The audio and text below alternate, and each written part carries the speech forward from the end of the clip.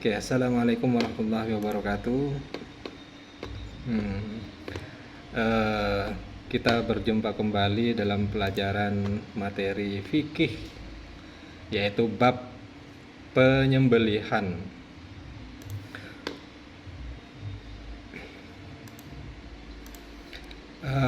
Tujuan pembelajaran setelah mempelajari materi ini, siswa diharapkan dapat pertama menghayati terhadap ketentuan penyembelihan, kedua menunjukkan sikap penghormatan terhadap ketentuan penyembelihan, ketiga menjelaskan ketentuan menyembelih binatang, yang keempat menjelaskan hal-hal yang disunatkan dan seterusnya. Jadi secara bahasa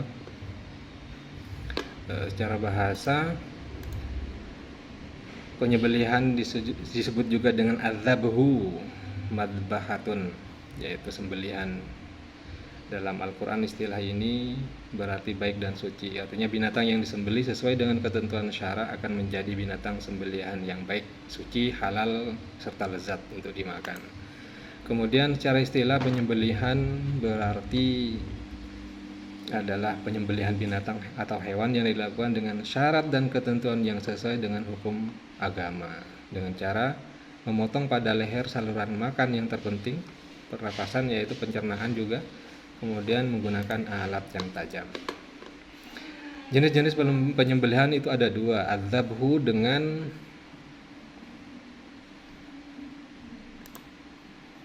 an-nahru. Ya, kalau adzabhu itu adalah menyembelih binatang dengan cara memutus saluran tenggorokan pada persendian antara kepala dan leher bawah di dagu, di leher bagian atas menggunakan alat yang tajam. Sedangkan dalilnya wa fadainahu bidibhin adim.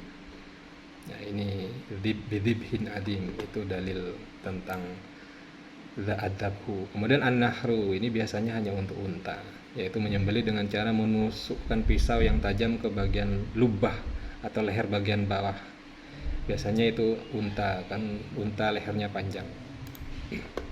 Kemudian syarat-syarat penyembelihan yang pertama adalah syarat orang yang menyembelih, yaitu harus muslim, berakal, laki-laki perempuan, sudah balik dan tamyiz. Kemudian yang ketiga menyebut nama Allah ketika menyembelih. Jadi tidak menyebut nama Allah itu tidak sah.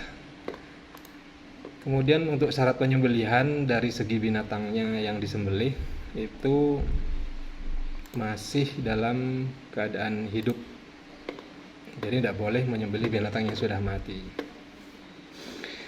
Kemudian yang kedua disembelih di lehernya sehingga putus urat lehernya. Misalkan di sini ya, daerah leher yang akan disembelih dipotong itu halkum, kemudian sampai terputus, jadi kerongkongan dan pernafasannya, kemudian ada urat saraf kanan dan kirinya itu juga harus ikut terpotong.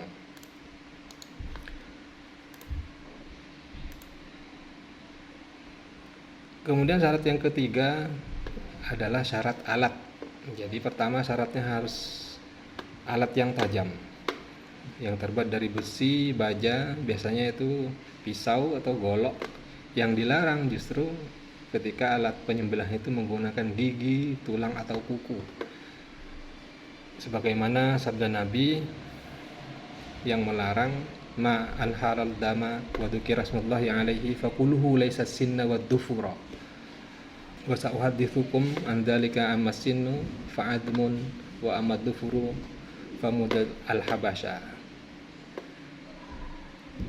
yang artinya segala sesuatu yang mengeluarkan darah yang disebut nama Allah ketika menyembelihnya silahkan boleh kalian makan, asalkan yang digunakan bukanlah gigi dan kuku. Aku akan memberitahukan pada kalian mengapa hal ini dilarang. Adapun gigi itu termasuk tulang, sedangkan kuku adalah alat penyembelihan yang dipakai penduduk Habasyah sekarang menjadi Ethiopia. Ini larangan Nabi untuk menggunakan gigi, tulang, dan kuku dalam alat penyembelihan.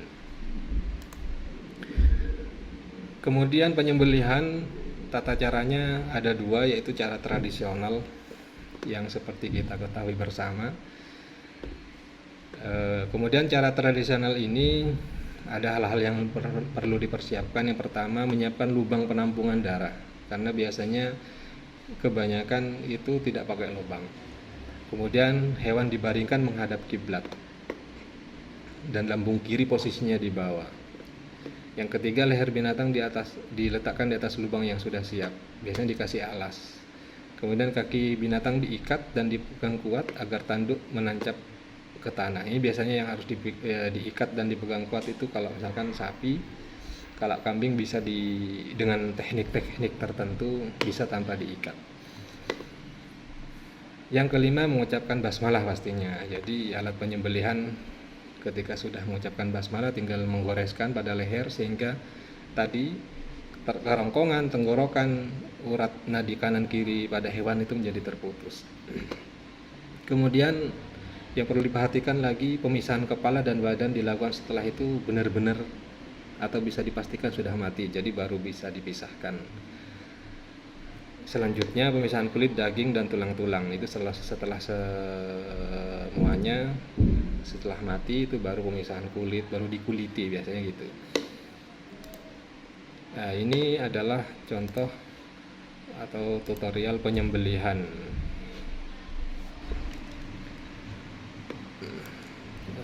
Ini menggunakan teknik ikat. Yang mengikat ini pemasrahan dari sahibul hajah kepada penyembelih. Ini menggunakan golok. Nah, ini sudah diikat, dipegang, dan di bawahnya sudah ada lubang.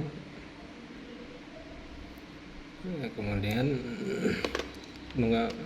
membaca doa. Sudah selesai. Lebih cepat lebih baik, karena biasanya cenderung tidak menyiksa binatang begitu. Nah, ini saluran yang sudah terpotong. Nah, beda dengan tata penyembelihan secara modern ya, secara mekanik. Itu yang pertama, mempersiapkan alat mesin. Itu biasanya ada alat khusus. Kemudian dimasukkan binatang atau hewan yang ke tempat itu, baru kemudian mengucapkan basmalah. Yang intinya sama dengan penyembelihan secara tradisional. Kemudian biasanya setelah terpotong saluran nafas, saluran makan, dan urat nadi kanan kirinya, hewan itu kemudian digantung. Setelah benar-benar mati, kemudian digantung kaki belakangnya agar darah keluar dengan sempurna untuk menghindari kontaminasi silang. Yang sama dengan yang tadi, pemisahan kepala dan badan dilakukan setelah hewan dipastikan sudah benar-benar mati. Berikut juga kulit dan daging dan tulang-tulangnya. Nah, ini adalah contoh penyembelihan dengan teknologi modern atau mekanik. Nah, ini videonya ya.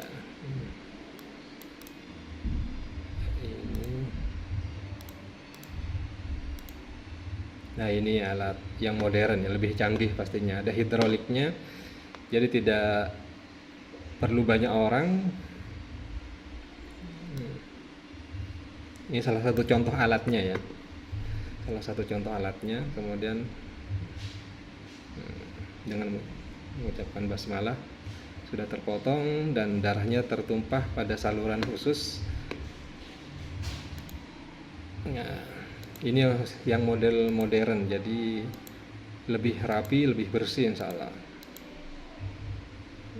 Nah, ini untuk pemisahan daging dan lain sebagainya. Yang perlu diperhatikan lagi adalah adab penyembelihan. Nah, ini sering kita lupakan, karena adab penyembelihan itu biasanya cenderung banyak yang melupakannya. Misalkan berbuat baik kepada binatang sembelihan, pertama tidak menyakitinya, tidak memukul, kemudian baru terjatuh, kemudian baru diikat, tidak. Jadi yang pertama, kita harus tetap berbuat baik kepada binatang tersebut. Dan ada bentuk dua jenis hewan yang dimaksud dalam hal ini, yaitu makdur alaih, yang dapat disembelih lehernya, yaitu dengan cara menyembelih saluran yang tadi, al-hulkum dan al-mari, dua urat yang harus disembelih, yang harus terputus. Itu yang pertama. Sedangkan hewan yang kategori ghairu makdur alaih, yaitu yang tidak dapat disembelih lehernya, itu biasanya hewan misalkan liar. Itu bisa dengan memanahnya atau dengan memukulnya. Yang penting hewan itu pastinya tidak bisa ditangkap, artinya liar, maka untuk menyembelihnya dengan cara-cara tertentu. Kalau menurut dalil kita flashback, hadis Nabi mengatakan bahwa ada sebuah unta yang kemudian kita bacakan saja yang dari Rafi berkata, kunna ma'a Rasulullah sallallahu alaihi wasallam, dalam perjalanan kami bersama Rasulullah, dalam perjalanan kami bertemu seekor unta milik seseorang kaum. Unta itu sedang lari, artinya sudah tidak bisa dijinakkan, tidak bisa ditali. Sedang mereka tidak menunggang kuda untuk mengejarnya, maka seorang laki-laki telah melempar dengan anak panahnya dan matilah unta itu. Maka Nabi SAW bersabda, sesungguhnya binatang ini mempunyai tabiat binatang liar. Terhadap binatang-binatang seperti ini berbuatlah kamu demikian. Artinya ini sudah dima'fu dan dapat dikategorikan sebagai ghairu makdur alaih, seperti itu. Kemudian yang disunahkan juga dalam penyembelihan, binatang dihadapkan ke arah kiblat yang pertama. Menyembelih pada bagian pangkal leher hewan, terutama apabila binatangnya berleher panjang. Hal itu dimaksudkan agar pisau tidak mudah bergeser dan urat-urat lehernya serta kerongkongan cepat terputus. Yang disunahkan yang ketiga adalah menggunakan alat yang tajam. Jadi biar prosesnya tidak terlalu lama dan bisa mengurangi sakit pada hewan tersebut. Kemudian yang dimakruhkan, yang artinya perlu dihindari dalam penyembelihan, yaitu menyembelih dengan alat yang tumpul atau memukul, menendang binatang hewan pada waktu akan disembelih, atau menyembelih hewan hingga lehernya terputus, atau menguliti sebelum binatang itu benar-benar mati. Ini yang tidak dibolehkan. Baiklah, itu sekilas tentang penyembelihan dalam Islam. Semoga bermanfaat. Kurang lebihnya mohon maaf. Assalamualaikum warahmatullahi wabarakatuh.